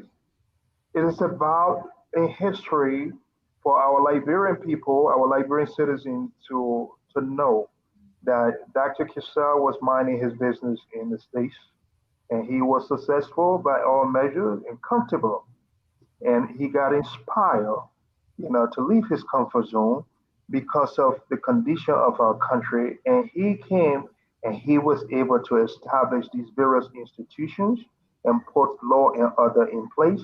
And this is the new Liberia as a result of that, where the lives of our people are transformed, where our country is developed.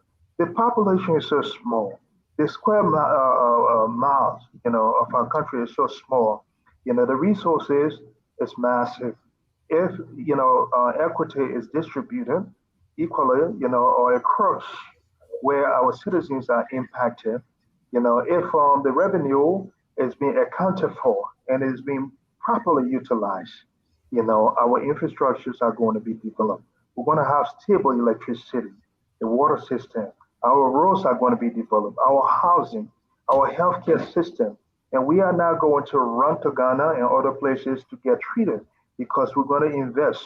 Before JFK was considered state of the art hospital, other people from within the region used to come to us for healthcare services. Now we are running on to others. That has to come back to Liberia. And so for me, I'm developmental oriented and solution oriented. I can't sit anywhere without developing a place. I've done it here with the opportunity, and that's all I ask for. Just give me the opportunity and let me show you what I can do. If you don't see the impact that I'm making, then get me out. But every opportunity I've ever gotten, including just being in America, despite being illegal, for over 20 years, I have made impacts within that society, within the American society. And I'm so grateful to God for them, for the United States just allowing me to be in that country, and not throwing me out, even though I was, on the deportation list, you know. But that, it's the opportunity. I was able to put my work 2 jobs plus, put myself through school, earning 2 masters and a doctorate. So I never asked for handout, and I never asked for opportunity to go and do, all sorts of things. I asked for opportunities so I can help things, so that I can contribute, to the development of the country. Quick, Moses, I know you want to come in, but when he says something, it draws me to this question quick, and that's mine. That's it, and I'm done. So, Dr. Cassell, be honest here tonight. Mhm. What are the other people are saying about you?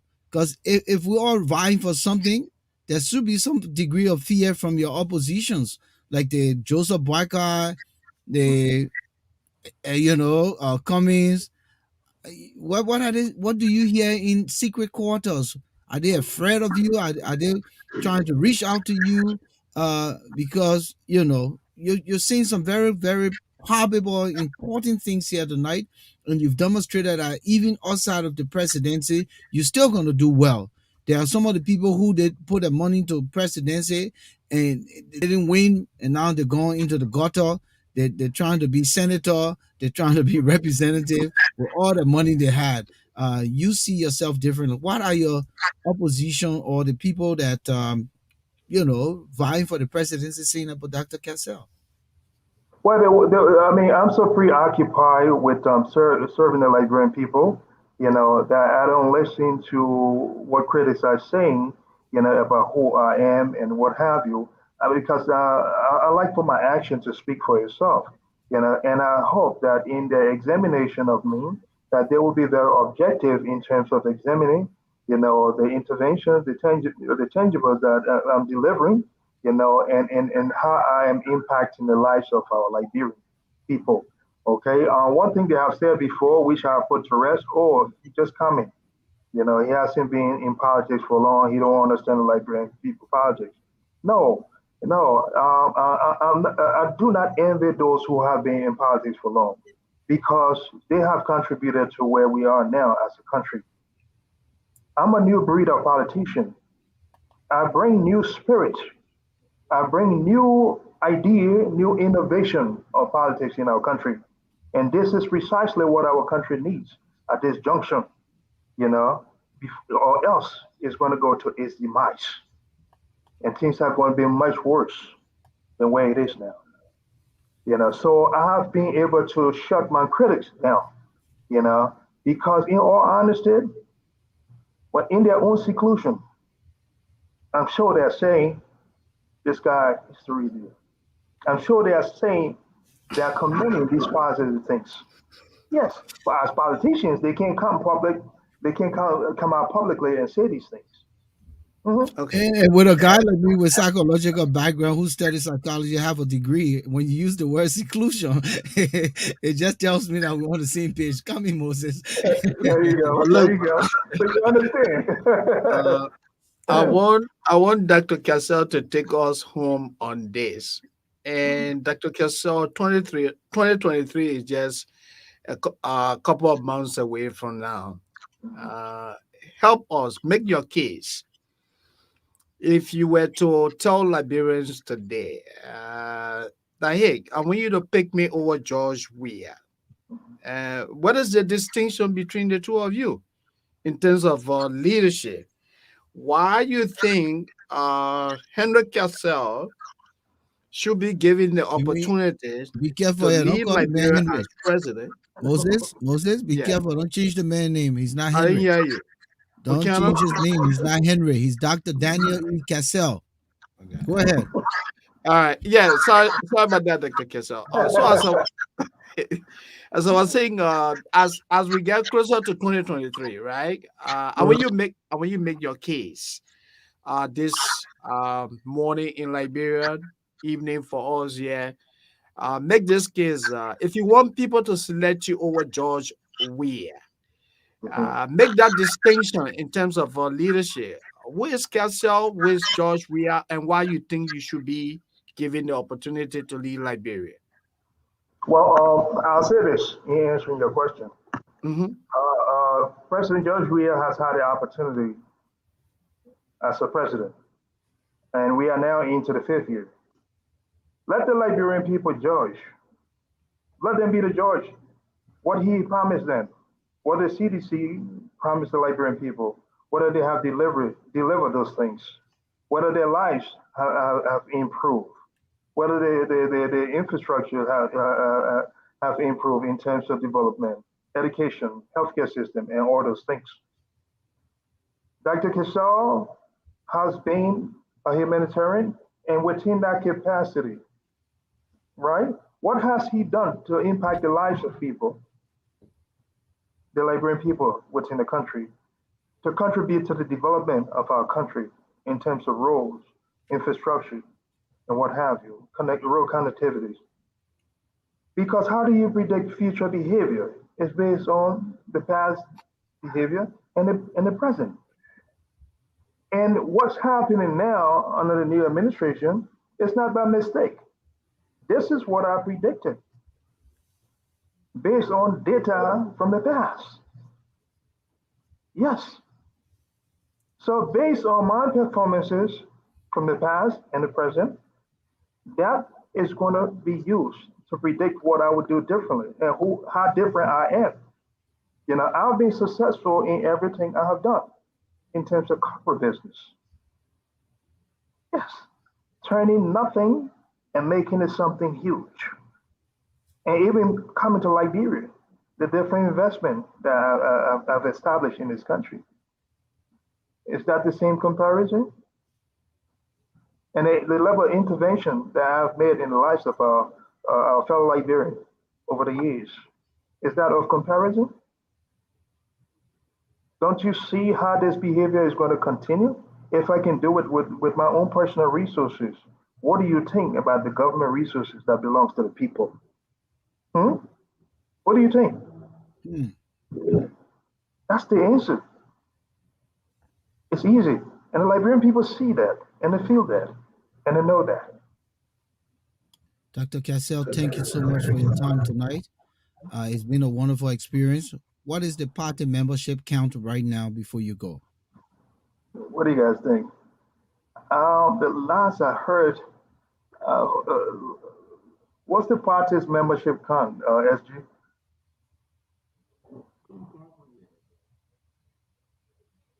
Oh, about 200,000? Huh?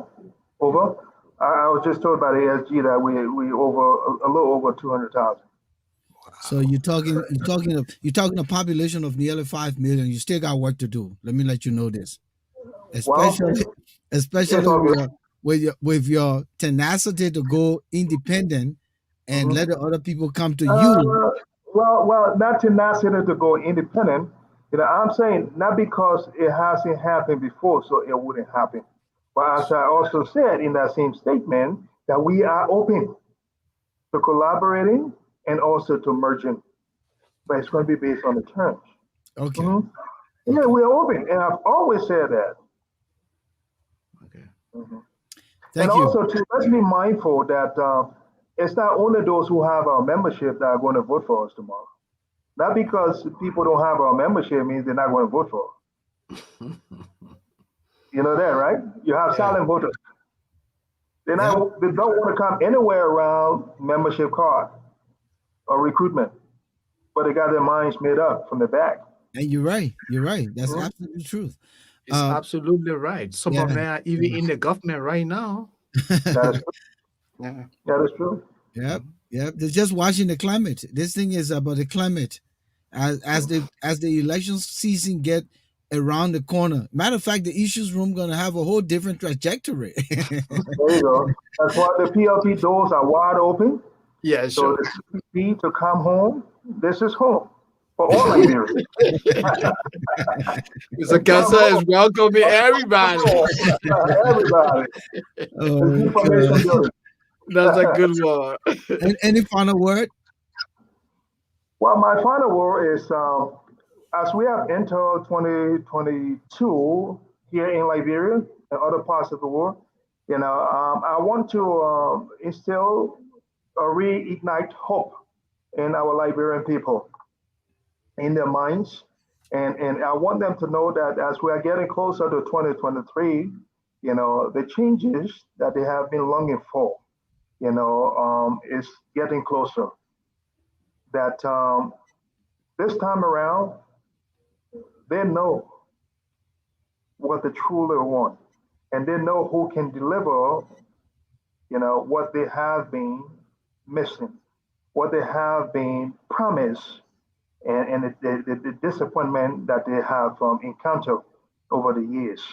They know who's going to bring about ensuring the future of the children. They know who are going to bring the necessary changes in their lives. And they know that person who's going to be able to develop our country and unify our people. And that person that they know is none other than Dr. Daniel E. Cassell. Thank you, Dr. Cassell. Go get some rest. Get yourself. You politicians don't sleep anyway. your Yeah, your thank eyes are sharp thank you, open, Dr. even though Cassell. it's 2 o'clock in the morning in Liberia. But go enjoy your new year. We'll catch up at some point. The platform is Mhm, always here. We're open to every political aspiring, as we've said. They need to reach out mhm, to us like you've done, and you got to keep talking. And we're also here for President Weah if he wants to come through. Yeah. This is not about one-sided of course discussion. not. We want to encourage everyone to be Mhm, here. But thanks again so much for the opportunity to hang out. I thought it was a great conversation. We wish you mhm, well in your political quest. Continue to do what you mhm, need to do from your perspective and your mhm, vintage point. Uh, mhm. this is a race. This is Yes. a fight, and they come a long way. So thank you Mhm. again for the opportunity to be in the issues room. We appreciate your time. Thank you so It's much. my humble pleasure and honor, and I thank you both for having me. Have a Thank good you. Yeah, week. yeah, Thank you. thank you. Enjoyed that. It was a pleasure having you, All as right. usual. Thank you. Okay. Hmm. Moses, Yeah, well, we have had a very beautiful conversation here to close the year. And I think yeah, that, it was. uh, It was. It was a again, very good these are the discussion. kinds of moments we look for in the Mhm. issues room. Yeah. Um, and this platform is open to everyone. Again, I continue to say it's not about numbers. When people brag about 50,000 views and 10,000 views and this, that's not what we're here about. We're here about bringing the pertinent issues on the table to discuss. And this opportunity is given to President Weah, it's given to Alexander Cummings, it's given to Joseph Boakai, it's given to anyone who mean well for Liberia. You know, Mhm. and someday come, they will be running to the issues room. And Yeah. I say this in emphatic term because I believe in the destiny of this platform. Obviously. And where better can you have this kind of conversation where there's respect, there's refined conversation where we talk about the things that matter, Moses. Absolutely. Yeah. Ours is about the issues. We don't come here to call names, to get into people's personal life. We discuss the contemporary issues. We speak to those issues that people out there are interested in. That's what makes us the alternative. social media outlet. And would like to invite anyone who has an issue, let us know. We'll be at your door. Thank you. I'd like to welcome and thank D Banks for being in the house tonight. Thomas Awaji, as usual. Listen, when we're giving flag out, come down the road. Thomas Thomas is River says pro. Thomas is number one. Yeah, Thomas got to get a flag from the issues room. We got to work on that Yeah. stuff. Sorry that I let the cat out of the bag. We want to also say thank you to Randall Thomas for being here tonight. It is good to have newer face and in the house. Josh Sa Palion Nabil Jr., Joe Dawala Hutchison, um, Titus A.B. Giflosin. The Loma people now, what they're doing, they're putting SON to the end of their name. I know one other guy saying name Tamba Singh. They're When trying Tamba to western they're Singh, trying to westernize the yeah, name. now the man in a Glyphos. I remember the name Gayflow long ago. Now they're putting Singh to it. But Titus, good to have you in the house. Um, Yeah. We'll Melvin soon get Dukes, Taylor Swift. We're soon Darius gonna get Kai, Taylor St. Swift. Patrick's. Welcome, welcome, welcome, you wonderful, good old people in Japan. Damakar A. Dakar, welcome to the house from the distinguished men of Pennsylvania, my fraternal brother. Welcome to the issues room. Make this place your platform. River says pro, the man from Wisconsin. Welcome, Wilmot Caillou. Now, Wilmot Caillou is in Liberia. To be Oh honest with you, wow. the And man, yeah, he's he was at watching the Fijal Aja program. Yeah. Fijal, yeah, workshop. Mhm. Bidel Joe, we say thank you for coming in. Louis December born Wiles, my young person. I say welcome and thank you for coming in. Randall Thomas again. Tukba Kwe, um, Mapla Nikia, all the way in Liberia. John Yamin Jr., our good old friend. Matter of fact, John will be coming back sometime soon on the show. And just everyone. There's a guy named Mike Julius Hills. He says he's from Australia. Thank you for coming. Spread the Oh word. my. We'd like to have you back here in the issues room. Naftali Rock, also, thank you for showing up here in the issues room. Um, our man Zize Gwepogi Pade, Pade. welcome to the issues room. And someone here with some kind of name, it say KHDBWPXMG. I don't know Is if that a that guy? person is from Russia, wherever he is from. Is that a guy Uh, from Russia? Janet Bindu Bien, welcome to the issues room. Darlene Winbush from Maryland, thank you so much, darling, my good old friend, for coming in. Moses, should we have a New Year Day show? It's my birthday, Ah, man. Come on. oh Should we have a New Year yeah. Day show 1 hour? We did Yeah, I it. We think did it for yeah, Thanksgiving. yeah, I think we should. We Yeah. should do something tomorrow. Yeah. Let's have a New Year Uh Day show. yeah, just Uh give our people the Thomas Awaji, opportunity. you Yeah. our Thomas Awaji, you online right now and you our man from the back. Tell me, River says pro, all you guys, should we have a New Year Day show tomorrow? It's just gonna be 1 hour. Yeah. I need to hear from you, Thomas. You are our senior advisor in the back. Yeah. No, Should we have a New Year Day show? Ladies and gentlemen out there in our chat room, should we have a New Year Day show tomorrow? I think we should. And that show could be like around 5 o'clock. Yes, let's do it No, tomorrow. Someone say we should do it tomorrow. So 5 o'clock okay. probably would be a good time. Moses, who should be like, good time, Uh, right? so five would be Oh, you want to do 4? I would even say we do it earlier than that so that we can get the people outside of yeah sometime. Can we do it 2 o'clock in the afternoon? You Or mean is that 2? too You or saying 2? yeah. All So right, so two would 2 be or 7 in in Liberia. Liberia. Mhm. Okay, all right. So we'll figure out the time and then do a quick Yeah. promo. All right. Yeah, let's do something, so that people can have the Yeah, because opportunity. I want people to Yeah. send a happy New Year out Yeah, to New Year friends messages. and stuff like that. Yeah. But New Year Moses, let's wrap messages. up. We got to go backstage. So again, thank you so much, my brother, for being here tonight. I thought Yeah, it was good conversation as it usual. was. It Again, you had was. your own technical problem. Man, You gotta get this stuff taken care of. I look, will be. I will we're have to talking. come to Newcastle so we Yeah, can fix this issue. We yeah, gotta but fix this issue. it was good. Thank you. Yeah. It was a pleasure having you. All right. Okay, Thank you so much. enjoy. Okay, Good you night. bro. Bye bye. Good night, everyone. Happy New Year from the All Issues right. Room.